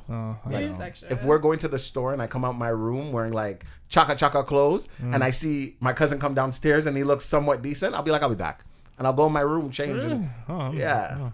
He was like, I'm a bum no matter what. Tell me what to do. Yeah, like whenever I would go out clubbing, I'd be like, what's the dress code? And I'll dress for the dress code. I like the ones where you didn't have, like, I like Sneaky D's. Like, that place is, I think it's gone now. But I like the fact there's no dress code. That's a bar, there. not a club. Yeah, but we all dagger each other there, so it's a club to me. Jesus. We just go up in that cramped ass fucking upstairs and just cheap ass bears getting sick because they don't wash the cups properly. I know they didn't, because they'd be like, why is this water kind of thick? It's because of spit. So there's been plenty of times where I got sick from being there, but it was worth it because this is a bunch of hipster ass kids daggering each other. Jeez. And you would think, you don't know how to dance. And you're like, no, I can dance. It was shocking. It's quite shocking. What, that people think you don't know how to dance? No. I can dance for other people. Yeah, you'd be like, you see like some grungy ass looking goth chick, and then she's just like, but just daggering. Like, and you're just like, what's going on here? I love how you went like this, and then you said daggering. That was two separate things. That tells me that he doesn't know how to dance. Like, daggering. And what I'm picturing is the foot thing. You're picturing shuffling. Yeah. But anyone who can shuffle knows the beat. Like, they can be on beat. Like, you know. No, not shuffling. What do you? I can't like little side. Yeah. I missed that place. This sucks now. Last time I went there, it sucked. I don't know if either of you guys heard or saw, I should say. There's this like viral picture going around. Okay, Tez. Where a guy comes home, and I guess goes to use the bathroom, and there's a note underneath the toilet seat. Yes. Des, want to take it away from here? Yeah, I will. Okay. So you have it, right? Yeah. Okay. So a guy meets a girl one night, who knows where, and they go back to her place. They sleep together. They wake up in the morning, and in the morning, I guess while they're conversing, she tells him that she has a boyfriend. Oh no. So he went to the bathroom before he left, and only guys really lift up the second toilet seat. The seat. One is a lid, one is a seat. Oh, you're right. Shit. Yeah. I don't. Good for you. You don't lift the seat to pee? No. That's why there's That's pee all good. over the seat. I just piss in the hole. I can aim. I do it out of habit. Because my don't. mom always told me to lift the seat. And as a kid, I always would lift the seat. I never did. Even when I go to public restrooms, if I have to use the toilet, like I use my foot and I kick it up. Shoot it right in the hole. I'm like, oh, I might fall in the toilet. I'm like, oh, that's your fault, you fucking dumb. So he wrote a note and taped it to the bottom of the seat. Oh, man. So the note says... Yeah, so you can only see it if you lift the seat. Yeah, and she would have no reason to lift the seat unless she's cleaning. Right, for a woman, the seat is down, so yeah, we wouldn't I see get it. Yeah. So he said, this chick just told me she has a boyfriend the morning after, and he underlines the morning after. Sorry to tell you like this, but I'd want to know if I was you. Sorry, bro. Damn. That's the bro move, man. And I'm like, honestly, I do like that. That's good. That's really honor. do. There's some honor in And that. even like... Very honorable man. And what I do like about that is when I was in high school, I had slept with a girl and we were friends. Like I thought I knew stuff about her, but her life, she kind of kept private. Like, you know what you need to know. So after we slept together, maybe 2 or 3 times, I found out she had a boyfriend. Oh, that would kill me. And when I asked her about it, she was just kind of like, oh yeah, I do. Like we've been dating for like 5 years. Oh. And I was just like, That fucked me up, man. okay, like that's kind of messed up. Why would that fuck you up? Because that's not honorable, man. If I fuck someone and I found out they had a boyfriend, I like it's like at the same time, it's like not my business, but my core would be like, you have to tell the guy, because it's like, fuck that bitch. So I had wrote a note, like not like that, but I was just like, she's cheating on you. Ask her who does it. Yeah, bros. And I put it like in between his games, like video games, like on top of each other. Shut up, you. Because you know she wouldn't go there. Exactly, right? Stupid bitch. So he went there, and like I don't know how it went, but she never spoke to me again. So obviously she knows. Yeah, she got what she got, and I don't care. I don't like those things. And that's one thing that's one thing I always told people. There's two things I cannot deny. Is I can't deny my child, and I can't deny if I have a girlfriend, simply because I think that is so disrespectful to say no. If it's not brought up, it's not brought up. But if somebody comes to you and says, do you have a girlfriend or a boyfriend, and you open your mouth and you say no, you don't deserve to have one at all. If you say yes, and then whatever happens after that, fine, whatever. You're a cheater, they don't care, whatever. But for you to say no, that's crazy. Do you have a kid? No, that's crazy. Got a kid. Meanwhile, your son's like, Dad. Dad. Yeah. Dad. I thought you were my dad. That's crazy. Yeah, obviously it sucks for the girl, It but doesn't. like You you're did it to already yourself. Sucks for the girl. Yeah, that's what I'm saying. Why does it suck for the girl? Because I would be pissed to find out that way. I mean, like I would rather you show up at my door and be like, "Hey, Yeah, dude." bro. But it's so sneaky. But like obviously, I commend the guy. Like it's the right thing to do. Like she already is in the wrong. Bro so it's code, like, man. It is, and I do. No, I would do it respect for a that, girl yeah. too. Bro Like slip a fucking note in like her code, makeup dog. bag or something. Yeah. Like That's what we do for bros. I want a necklace. okay. That's what bros do, bro. There's something I wanted to ask you guys. Ask away, mister. But I'm worried. I don't want it to be too long of a topic. Just ask the question. Both of you guys were raised in the church. I wanted to ask you guys about, because it's mine. I can do what I want with it. Maybe, I don't know, depending on how this conversation goes. Right now. No, church hypocrisy. Elaborate. Well, I mean in all aspects, but what inspired me to want to ask you guys is because, like, they have like the stereotype, the preacher's daughter. Like there's the family and like the appearance that they need to uphold, but then it's like the preacher's daughter is probably the one who gets pregnant first. There's probably like so many issues, but I know yet about the preacher's son. I have a friend who's a preacher's son. Or that, like, being like a man whore. I don't want to misquote, but I think even Des, you said like at some point like you did sexual stuff at the church. It's just Why like, wouldn't I? Okay, right. So it's just like, what are you doing? I'm there most of the time. But that is, against that's a 100%. sin, and it's like there's so much hypocrisy in the church, and I don't even mean, I mean stuff that's not religious related. To make it clear, I'm not trying to. I just mean like hypocrisy that has nothing to do with religion. I mean, I guess it's the church, so it kind of does, but like you guys get what I'm saying. So I would love to know like your experiences with it. If any, if you guys think the church is hypocritical in that way. Again, we're not talking about comparing religions. We're not talking about can do that. that type of thing. There But you go. You have probably more experience. Like, I can make a quick start. Like, of course they're hypocrites. We're humans. We're all hypocrites. True, but and even if you're from a religious context, even the Bible says like, hey, you're a hypocrite. Can I tell you, some of the people who have been the nastiest to me are church going or God fearing men who preach things that are completely like disgusting, tell me I'm going to hell. Those guys are wrong. They talk about like gay men and like all of that stuff, and it's just like, those guys are wrong. They're not you really. want to judge other people's lives, but like look at you, smoking, drinking, doing drugs, premarital sex. You're undocumented, illegal, working illegal. Like, boys, stop. Yeah, like, the thing is, that's not their job to judge. So the thing is that whenever I see Christians do that, hypocritical. I see no shit. Yeah, but like whenever I see Christians do that, it's like you're not really reading the Bible because judge not lest ye be judged. I wasn't raised in the church like you guys, but even I know that. You're not supposed to judge people, but people are people. And it's like God's supposed to love everyone, so it's like, why are you hating a certain group? Like, I don't know. People just will use whatever sort of ideology they have to justify things that they do. And aren't like older church women the most gossipy and like I've heard that like anything that happens in your private life, like it goes around the church and it's everyone knows your business and but they're fake to your face, but they're talking about you behind your back. So pretty much like the people that I find that are like that are people who grew up in the church supposedly their whole life. The ones who, you know, didn't grow up in the church and then found God, they are more understanding. Those are the best ones. They will talk to you and all those kind of things. So I had my son when I was 15. Before I had him, I was like, the talk of the church. In a good way, like I was the kid. It was like, why can't you be more like Des Wayne? Like I was very helpful. Beforehand. Yeah, beforehand. Like they didn't know the things I was doing. You're committing. They didn't like the crowd I was with because those were like the loud kids in the church and running up and down. Raise your fucking So kids right. they would always like tell me not to be around that crowd. So when people found out that I was having a child, like pretty much everybody stopped talking to me minus a couple people. Like when I say people, I mean like adults because I was 15 at the time.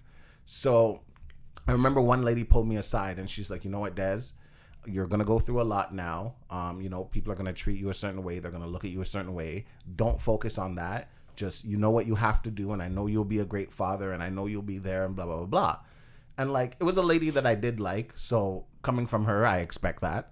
But there's a guy who, there's a friend's dad who I thought didn't like me.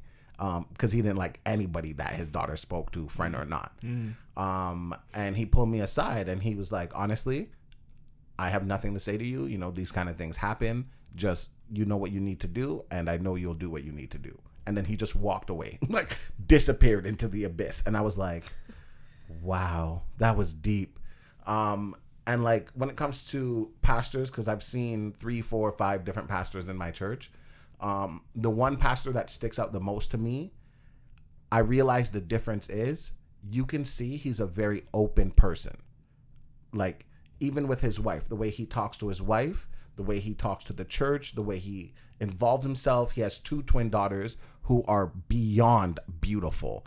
And every guy in the church tried to converse with them. And they were really like, no, like, what are you talking about? But you can see that he takes the time and he talks to them. And you can see that they understand, like... He's not doing theater. Yeah, like, I understand my dad is the pastor and we have an image to uphold. And they present themselves, like, even at church picnics, like, you know, people will come in short shorts and stuff like that. Not saying that you can't wear what you want to wear, but they were always very presentable. They didn't sexualize themselves at all. They were modest. If people thought they were sexual, that's because that's you in your brain. But they were very, and I always did like that about them. But yeah, like the church is very hypocritical. And the whole going to hell thing, I had this conversation with my friend the other day, and I was telling him, like, that doesn't make sense in a way, because if you think about it, when you die, there is nothing left. So I was explaining to him that right now, when they're like, oh, judgment, this is you being judged, how you live your life. Because after you die, there is nothing else. So what else would you be judged on?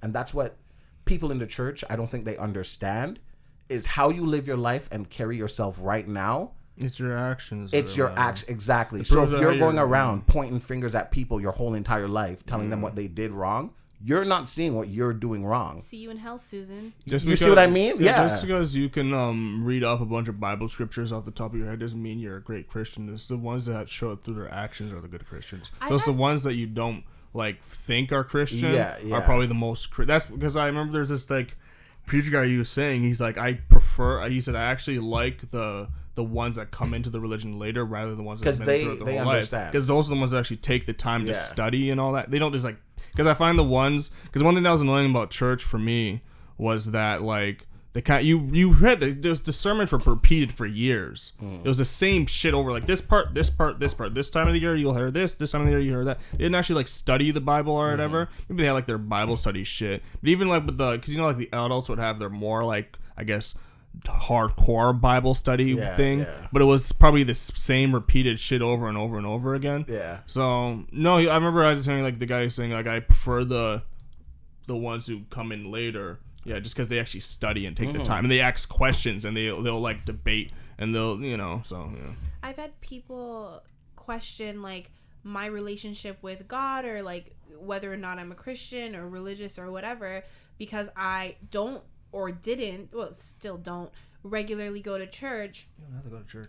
Right, but I'm like, because I'm not in a church, I can't pray. Because I'm not in a church, I can't have a relationship with God. Like, that doesn't make sense to me. No, those people don't.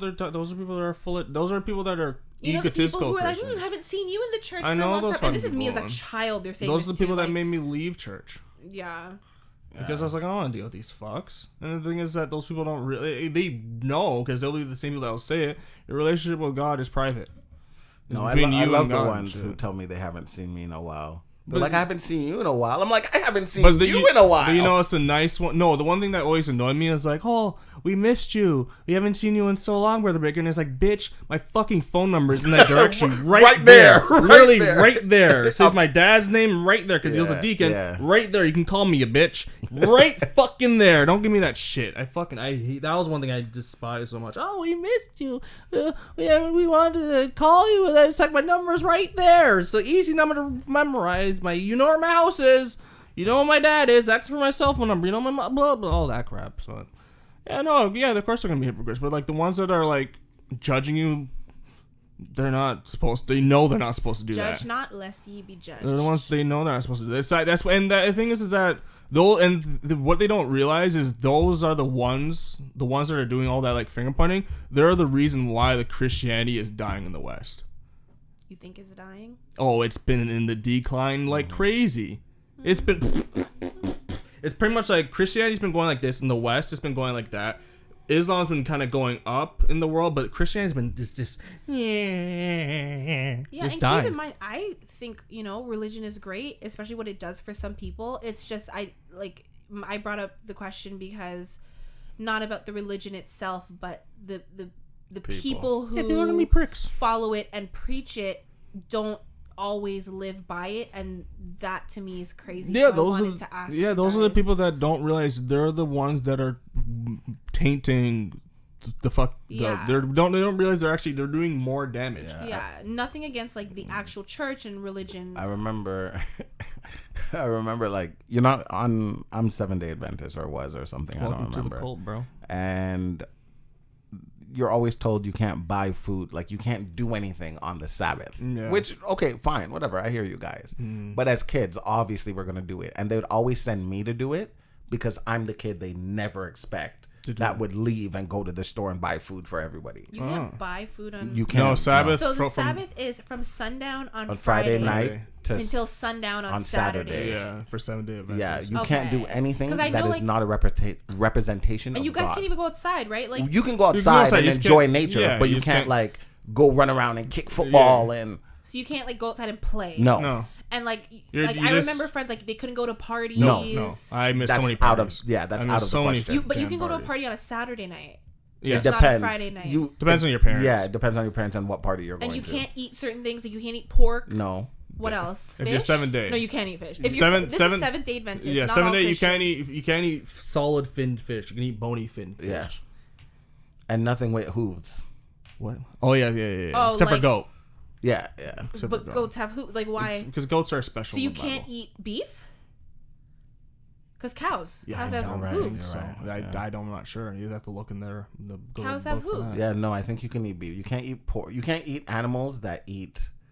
It's specific. Yeah, like it's so specific. I gave up because I tried and have you seen pepperoni? Chicken's feet? Those are disgusting. You shouldn't be able to eat those. I tried pepperoni the first time when I was like 11 or 12, and I never looked back. First time? Yeah, I remember I had a pork hot dog, and I was like, oh my God. I remember I had bacon. Oh my God. When I had bacon for the first time? Yeah, bacon's actually fairly new for me. I didn't have bacon until I was probably like 17, 18. Oh, that's crazy. Oh my God, it was so. And I was just like, this is what I've been missing. Yeah, like pepperoni, I was kind of like whatever, but like bacon, I was just like, God, it was so good. Meanwhile, like I was allowed to eat whatever I wanted and chose not to because I was a picky Same with eater. Sushi too. Like I remember the first time I had like sushi. You can't eat sushi as a 7-Day. Well, I never just really did because I didn't know I didn't know sushi was mostly salmon and stuff. So and like tuna, which is tuna. No, you can eat tuna. Is it allowed? Yeah.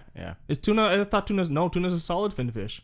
No, tuna. Yeah. Not when it's in a can. Is it the Japanese? Yeah, I'm thinking of can. No, I'm thinking of I don't eat fish. Like I'll eat the canned tuna, the cat food tuna. Okay, yeah, tuna's good. No, yeah, no, I would. can't with the rules. Like Well, that's the point. It's hard. Church, I went on Sundays. I was just a regular like Pentecostal Christian, and I never had those rules. And my mom was baptized Anglican as well, so she went to church on Sundays. But there weren't like all those rules. No. The rules are in the Bible, It's but funny it because just my mom, depends. in particular, like when she was young, and like I said, she was baptized Anglican. She found it to be super boring and didn't like it, so that's why she made sure as Pentecostal, because Pentecostals are the ones who were like jumping up and singing and it's like lively, so that's why she made sure I was Pentecostal. I'm like, that's such a stupid reason. The church experience in itself is like it can be boring. It depends on the church. It depends on the church, but studying the Bible is actually just boring as hell. It's very hard. It's very still. Because I've done it in the past. I'm just like, oh my god, it's very still. So you have to read like an American version, because then it's not as still. But like, I don't know. Yeah, thank you guys for sharing your thoughts. people I was just a little curious because I don't remember exactly. I wrote it down that I wanted to talk about it last week. Like I wrote it down last week to talk about this week. I don't remember what sparked it, but I was like, no, it just shows you guys would be the they perfect ones to ask. Yeah. No, they don't realize they're the ones that are. That's how hurting. they are in their daily life. If you're gossipy at church, you're gossipy in your everyday life. Yeah, they don't realize they're hurting everything. All right, moving forward, Des, you had mentioned some sort of news story about a drug dealer who's making money for a good cause. What's good with that? What's the deal? So, there's a 27-year-old that got pulled over in Europe, and they found white substance in his car. So they obviously arrested him. It was cocaine. They arrested him, and then they did a search warrant, search his house, and they found $30,000 worth of cocaine. Ooh, cocaine. However, he's sentenced to 3 years in prison. Where in Europe? I don't know. It didn't say. However, he was raising the money, and this is all factual. Raising the money because his dad has cancer. And he was raising the money for his dad's treatments and medication. I feel like I might have heard this story. So I was like, really, man? Yeah, so people are just kind of like, okay, like, yeah, we get it, but now what is his dad gonna do? GoFundMe? That's probably what's gonna end up happening now, but We're going to do something. yeah, for me, I could not start a GoFundMe, to be honest. I don't have the heart to just ask people for money. I feel like if it was a situation like that, like literally life or death, like, you know. I couldn't do it. Somebody would have to make the page for me. I think that's what a lot of people do, because it, like, nobody wants to feel like they're begging for money, but when someone is like, oh, like, let me start one for you, like, you could use the money, like, then it's easier to accept, like, the gesture rather than having to go out and beg yourself. And like, what I don't like about the GoFundMe is when they have like a goal, and it's like, goal 2,000, raise 25,000. I'm like, what? Like, oh wait, we're getting a lot more money. Yeah, like, oh my because god. some people just feel, you know, they want to give. Yeah, no, I get There's it. gonna be more medical bills, prescriptions, and here's a little something for the groceries, you know. I seen one where these two boys got into a car accident. It was like a drive-by. One of them got shot. The brother was injured, and this white Uber driver was passing. No, I saw that. Yeah, and he was like, get in. He drove them to the hospital. Like, the brother's bleeding out in the back of his car. He brings them to the hospital. He kind of stayed there until the parents got there, and then he went about his way. And then people made a GoFundMe for that guy, like, because of his car and all that stuff. For cleaning. And he was like, no, like, don't do that. Give it to them. Like, this guy's in the hospital dying. Yeah, like, some people do make GoFundMes for just about anything. Like the Gorilla Glue girl. Oh, God. Like, she raised over like 30-something That's thousand. so disgusting to me. And like, I understand she needed a little bit of money for like, nah, man, you did it to fix her scalp and everything, but it was like ridiculous. Yeah. That is crazy. Set up a GoFundMe. For what? Fucking miserable. Hugh-Gene is depressed. I've done Donate. nothing to nobody. I live my life. I deliver. It's like, start a GoFundMe to get more durable toilet paper so your finger doesn't go Fingers through. don't fucking stab my asshole. Is that oatmeal on my finger? Oh boy. my Okay. God. All right. It was. What's going on with that car meet that happened recently? Oh, yeah. Wasn't there like a huge car meet in the city? Fucking kids. No, in Durham, Pickering specifically, because Durham tends to have a lot of car meets, especially during now. Like It is true. There's a lot of car meets out there. Why is that? White kids. Either Space. Durham or Peel, but I feel like Durham. Space. Durham. Oh, there's a Space, space to do it? space, and police. What? There are not as many cops out there. They're not as like. You would think the cops would catch on. You know what? You this would year, think. This year they're actually buckling down so much. Yeah, more. on like the reckless probably driving. because of COVID as well, though, because like gatherings, you know. Well, in mostly Scarborough, reckless driving too. They're wearing like. In Scarborough, I remember the other day me and Katie went to go play basketball, and we pull up to the basketball court, and like there's two cop cars right there, and we both look at each other. And I'm like, well, there's no sign that says we can't play.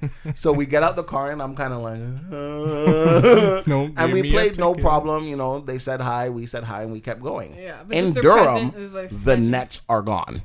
Oh. They took down all the public basketball nets. Oh, right. Like the rims? Yeah, because they're trying to like cut down on people gathering. Yeah, because there's some red zones. Whatever outside.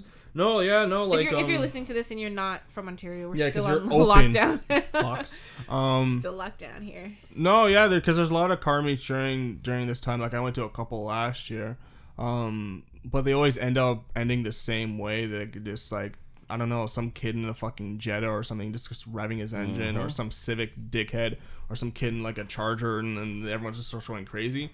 But like. What happened? So to make more context, in the States, States has a really good call culture down there. In Atlanta specifically, what they'll do, it doesn't just happen in Atlanta, but it's really popular in Atlanta, is that you've probably seen videos of it. Guys just doing burnouts or doing donuts in the middle of the street, and there's a bunch of people congregating around them. Have you seen those videos before? Yeah, so that's really popular in Atlanta. It's a really big Southern thing, and they're trained much. We Canadians, we love copying Americans because we're not. I don't know. We just want to be like them, especially our call culture. Like that's one thing I would really hope that ours was like the Americans, like especially like because theirs is so good, and we try really hard to make like that. But then the negative side starts to come out. Like one thing that happens in the States is a thing called H2OI, and essentially I think it's Myrtle Beach, somewhere on the East Coast, pretty much a bunch of kids with a bunch of slammed cars, lowriders. They take over the city and they just fucking do burnouts, and they just be all rowdy. We had our own similar thing for the first time in Wasaga Beach, and the same thing pretty much happened. And so it's kind of like the thing is with the car community is mixed. So some guys are like, yeah, and the other guys are like, no, that makes us look bad and it makes the police pay attention to us more. I'm more on the side of like, I get it, the whole rowdiness, because a bit of me is like, I want to be there. There are organized car meets too, though, right? Like where it's like legal and like. No, because our car community, because like the typical car meet is called Cars and Coffee. That's really popular in the States. We don't really have that here. That's something I wish we had more of here. Because so we don't have. We have a Cars and Coffee group, but it's not popular like the way it is in the States. The thing that's nice about Cars and Coffee is that it's a good way to eliminate all the idiots, because it normally starts at like 6 a.m. in the morning. It's literally cars and you got to get up to do it, and it's normally at faraway spots. So what went down recently? So pretty much, once again, they wanted to copy the kids like in the South, and what happened? Car meet starts, regular old typical car meet. Everyone just parks their cars, walks around, and looks at their cars. Oh, cool car, cool car. And then the sun starts to go down, and which always happens. Once the sun goes down, the crazies come out. Pretty much. And I was really surprised because normally at a car meet, there's at least one cop there. There's always a cop there, just like sitting there, just like, oh, hello, make sure you. And a lot of the time when people organize car meets, they'll say no two-stepping, which is that they'll the dick sound I made one time where it was like pop. That's two-stepping, no burnouts, no revving, because it attracts attention. Negative attention. Yeah, negative attention. So pretty much what happened, it was like I can't remember where in Pickering, but it was a Walmart parking lot.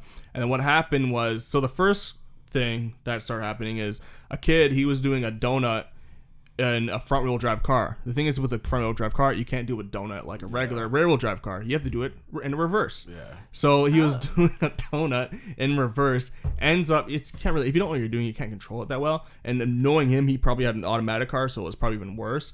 He ended up crashing into another car, pinning his leg, and then a bunch of people were like, "Oh, you fucked up!" and crowding him. Apparently, he got the shit beaten out of him too, like really badly. And then, as if pinning his leg wasn't enough. Yeah, but it's the crowd. Damn, add insult to injury. Yeah, there's people that would like try to do burnouts and stuff, crash to another person's car, everyone would start attacking them or whatever. But another thing happened is that a Mustang, if you know cars, then you know a thing about Mustang and crowds. It's a stereotype that whenever a Mustang leaves a car meet, you can find a compilation of it on YouTube. They always for some reason the guy that owns a Mustang can never handle it. He pretty much just drifts out of the car meet as a rolling burnout and ends up swerving into the crowd. So the Mustangs are known for just people killers, right? Oh, so pretty much the same thing gonna happen. The guy tries to do a donut. Then he crashes and he taps the crowd. All at the same this is all on the same night and all at the same time. And I was looking at it, I was like, dude, you should have clutch kicked, but he was driving probably an automatic one, so he couldn't do the whole handbrake thing and the clutch kick, whatever. And then another thing that happened, another guy, he was doing same thing in a Honda Civic. He was trying to do a donut.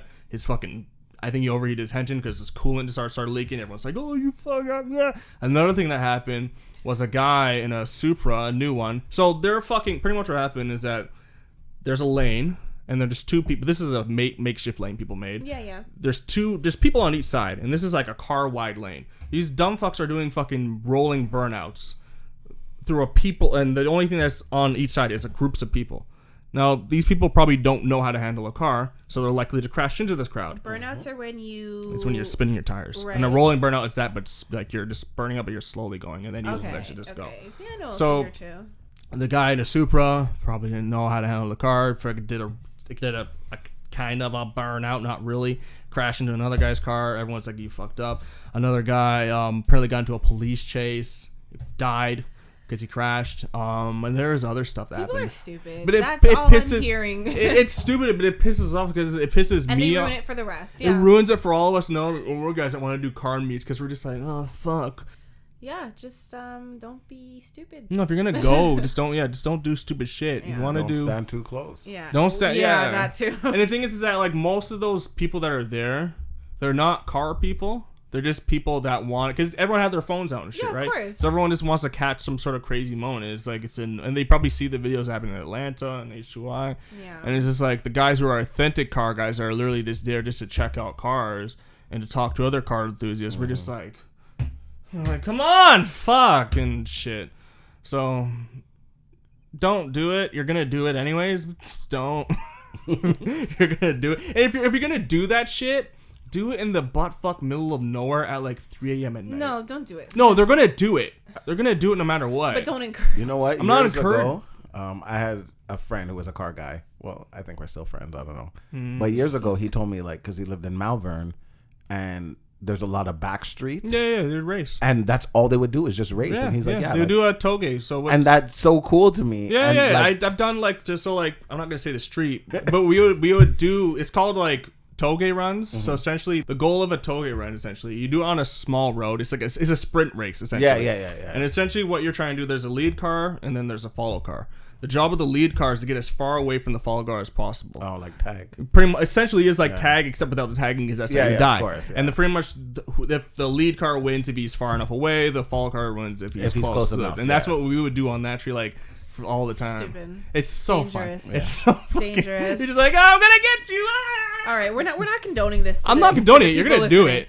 The Japanese, man. It's the Japanese. We don't need to be giving people ideas. In the 90s. Everyone out there, drive safe, drive responsibly. Wear your seatbelt. Don't drink and drive. Wear your seatbelt. Make sure you drive legally. Check your mirrors. Make sure you can see. If you're gonna rip Make and sure dip, you can see. do it Renew where your no one is. license. But yes, that is all we have for today's episode. Thank you guys so much for listening. Drive safe, and we will see you next Tuesday.